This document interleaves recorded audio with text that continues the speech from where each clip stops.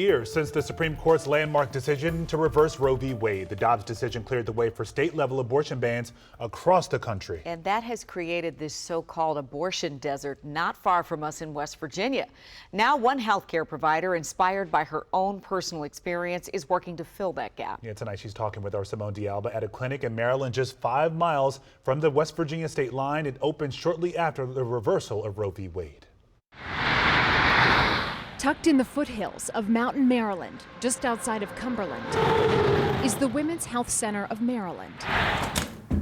Executive Director Katie Quinones travels hundreds of miles from her home in West Virginia. This is one of our 3 exam rooms. Here, to the edge of what has become Appalachia's abortion desert. I want people to understand that there is nothing wrong with abortion care.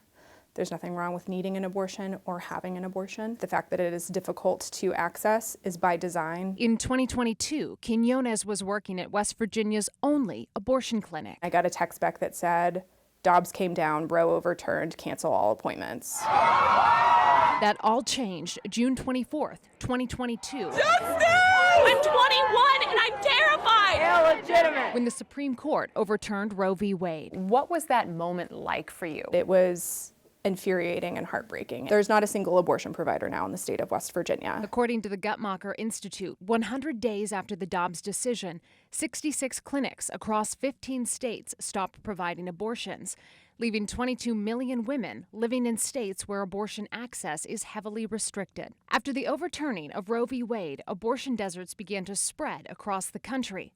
They're defined as regions without an abortion clinic within a day's drive. As detailed by this map, the entire southern portion of the United States, extending up through Appalachia, is included. Why is this clinic so important, and what does it represent? We sit on the border of western Maryland and northeastern West Virginia. There's not a single abortion provider in the state of West Virginia, and it is a vast, rural, mountainous state. We're about, at minimum, 100 miles away from another abortion provider if we're going east or west, and if we're going south, it's even further.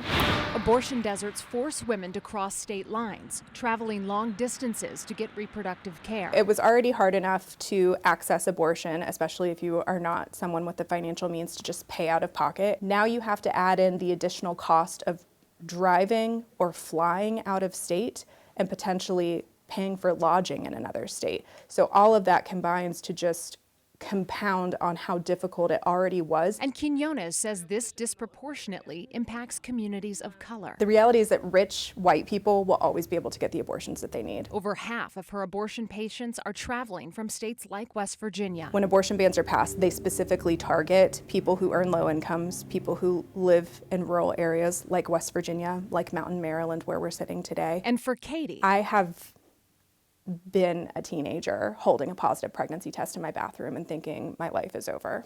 This is the lab right here. This mission is personal. I came to this work because of my own abortion stories. Her ties to the clinic extend beyond her employment, once being on the receiving end of abortion care at the clinic in West Virginia. What I come back to on the moments that are hard is I take myself back to my bathroom when I was holding a positive pregnancy test at the age of 17.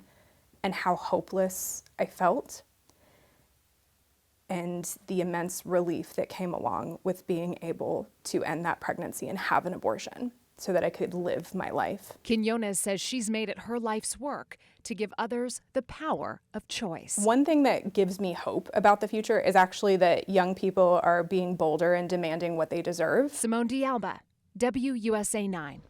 Now,